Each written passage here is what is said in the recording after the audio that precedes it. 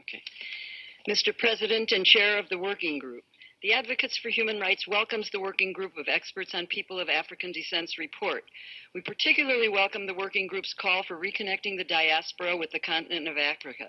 We would like to call your attention to the increasingly important global role that people of African descent in diaspora communities play as a critical connection to the continent in creating change, from within the country as well as from without, in social institutions and structures to hold government accountable and promote human rights.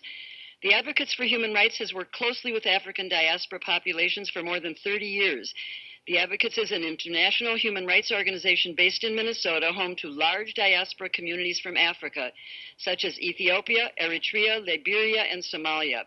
Based on diaspora requests, the Advocates recently created a resource, Paving Pathways for Justice and Accountability, a human rights toolkit for diaspora communities, which sets out a framework for diaspora engagement in human rights.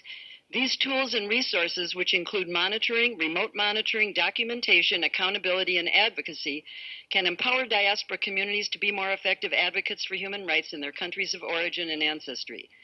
The Advocates for Human Rights calls on the Human Rights Council and its mandate holders, including the Working Group of Experts on People of African Descent, to join the advocates in acknowledging and fostering the potential that diaspora human rights defenders have to impact human rights change in the country of origin and ancestry.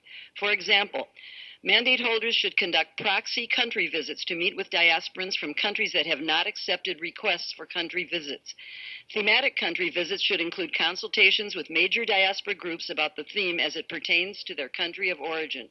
And members of the Human Rights Council should conduct and develop best practices for consultations with their diaspora communities as part of any civil society consultations. Thank you.